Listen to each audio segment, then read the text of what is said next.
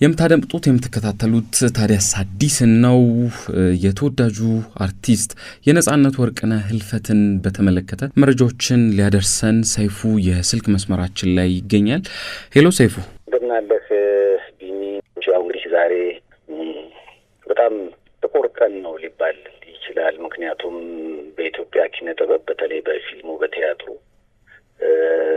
ለአመታት ሳቅ በመፍጠር የሚታወቀው የብዙዎች የደስታ ምንጭ የሆነው ነጻነት ወርቅነህ ከዚህ ዓለም በሞት መለየቱን የሰማንበት ቀን ነው ዛሬ። እንግዲህ ለአድናቂዎቹ፣ ለቤተሰቦቹ፣ በአጠቃላይ ለመላ ኢትዮጵያውያን መጽናናትን እንመኛለን። ለሱም እንግዲህ እግዚአብሔር በአጸደ ገነት ነፍሱን እንዲያኖር እንመኛለን።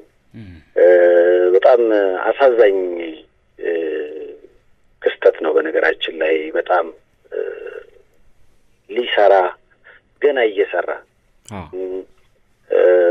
በብዙ ሀሳቦች ህልሞች ውስጥ ያለ ሁሌም ስታገኘው ሀዘን እንኳን ላይ ቢሆን ሀዘኑን አጣርቦ ለአንተ በቃ ቀንህን ለማሳመር የሚጥር ሰው ጓደኛ ማጣት ከባድ ነው እና ያው እንግዲህ ዛሬ ጠዋት ነው የሰማሁት። ትንሽ አመም ያደረገው ነበረ ካሁን በፊትም በዚህ ጉዳይ ላይ እሱም ለሕክምና ወጣ ባለበት አጋጣሚ አንድ ፎቶ አጋርቶን ነበርና ከዛ ጋር በተገናኘ ደህና ነኝ ያን ያህል ለዚህ የሚያበቃም አልነበረም። ጤንነቱ በጣም ተስተካክሎ ስራ እየሰራ በነገራችን ላይ ነጻነት ወርቅነህ ትላንት የቤተሰብ ጨዋታን መጥቶ ቀርጿል። ትላንትና ትላንት ቀርጿል። ዛሬ ራሱ ጠዋት ለባብሶ ወደ ስራ ለመሄድ ሲያስብ ነው እንግዲህ ይሄ ድንገተኛ ህልፈት የተከሰተውና በጣም አስደንጋጭ ቀን ነው። እኔ ምን እንደምል አላውቅም። በጣም ነው ያዘንኩት። ያው መረጃ መስጠት ስላለብኝ እዛው ለቅሶ ቤት ሆኜ ነው የደወልከውና ቀብሩ መቼ ሆነ ሰይፉ? ቀብሩ የፊታችን እሁድ ነው። ቅድስት ስላሴ ካቴድራል ነው። ጠዋት 2 ሰዓት ተኩል ቦታው ላይ መገኘት እስከ 6 ሰዓት የተለያየ ዝግጅት ስላለ ነጻነት ወርቅነህን ስራዎቹን ህይወቱን የሚዳስሱ ዝግጅቶች፣ ስነ ስርዓቶች ይኖራሉ። 6 ሰዓት ሲል ነው ስርዓተ ቀብሩ የሚፈጸመው። ባለቤቱ አሜሪካን ሀገር እንደምትኖር ይታወቃል። የተወዳጁ የኪነ ጥበብ ሰው የነጻነት ወርቅነህ ባለቤት እና ቀብሩ እስከ እሑድ የሚሆንበት ምክንያት አንድም ባለቤቱን ለመጠበቅ ነው። ስለዚህ ባለቤቱ እሑድ ጠዋት ስለምትገባ እሑድ ነው ስርዓተ ቀብሩ የሚሆነው። ምክንያቱም ከሰዓት በኋላ ታቦትም ስለሚወጣ በዚህ አጋጣሚ አድናቂዎቹ፣ መላው ቤተሰቦቹ፣ ወዳጅ ዘመዶቹ ይህን መረጃ ልብ ሊሉ ይገባል። ምክንያቱም 6 ሰዓት ተኩል ነው ታቦቱ የሚወጣውና እስከ 6 ሰዓት በቅድስት ስላሴ ካቴድራል ያለው ፕሮግራም መጠናቀቅ አለበት ብለዋል የቀብር አስፈጻሚው ኮሚቴ። ምናልባት ሰይፍሻ የሞቱን መንስኤ በተመለከተ ግን የተባለ ነገር አንተም የሰማኸው ነገር ይኖር ይሆን? እንግዲህ ተፈጥሯዊ አሟሟት ነው ማለት ያመው ነበረ በተለያየ ጊዜ። እኛም እንደ ቤተሰብ እንደ ጓደኛ የምናውቀው ነገር አለ። ግን አሁን ደግሞ መጨረሻ ላይ ተሽሎት ነገር ነበረ። እየታገለ ነው አንዳንዴ የሚሰራው እንጂ ህመም አለ።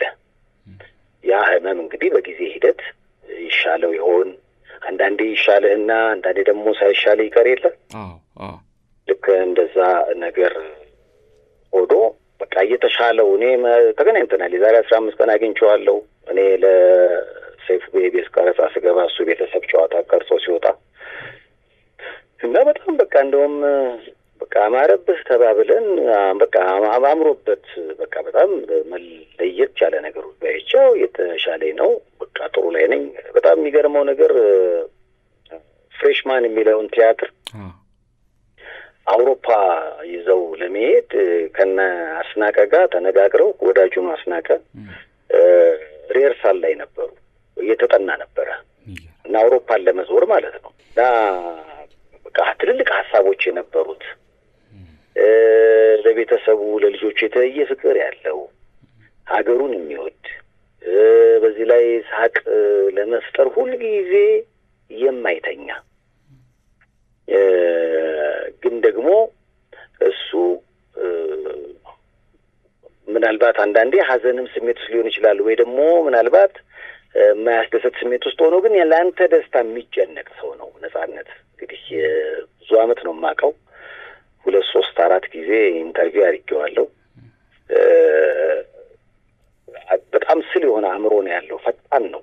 ለቀልድ ብቻ የተፈጠረ ነው እና ግን አንዳንዴ በተለይ አሁን እንደ ሶሻል ሚዲያዎች ላይ የሚጽፋቸው ጠንከር ያሉ ጥቅስ የሚመስሉ ነገሮች ነበሩና ይገርመኝ ነበር። እንዴ በአካል የምናገኘው ወይም ስንገናኝ የምንጨዋወተው ያ በጣም ቀልድን መሰረት ያደረገው ነጻነት፣ እርግጥ በቀልዶች ውስጥም ቁም ነገር አለ፣ ግን በፌስቡክ ላይ ፖስት የሚያደርጋቸው ነገሮች አንዳንዴ ከነጻነት የማጠብቃቸው ነው እና የተለዩ ናቸው እና እስከ ትናንትና ድረስ በጣም በቃ በሰል ያሉ መልእክቶችን ባለ ሶሻል ሚዲያዎች ላይ ሲያጋራ ነበርና እንግዲህ እነዚህ አዲስ ሲኒማ ስለመስራት እያወራን አዲስ አሁን ፍሬሽማንን አውሮፓ ይዞ ስለመሄድ እያሰበ በጣም በቃ ልዩ በሆነ የመኖር ጉጉት ውስጥ እያለ ነው እንግዲህ ድንገት ያጣ ነውና ዛሬ ያው በጣም አሳዛኝ ዜና ነው፣ መርዶ ነው የሰማነው። ለኢትዮጵያ ደግሞ በጣም ጥቁር ቀን ነው።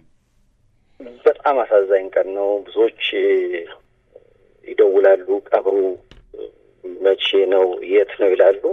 ቅዱስ ሥላሴ ካቴድራል የፊታችን እሑድ ጠዋት ከ2 ሰዓት ተኩል ጀምሮ የተለያዩ ስነ ስርዓቶች ይኖራሉ። ቀብሩ የሚፈጸመው 6 ሰዓት መሆኑን ለአድናቂዎቹ ለአፍቃሪዎቹ ለመግለጽ እንወዳለን። ያው እንግዲህ የሁሉም ሀዘን ነው።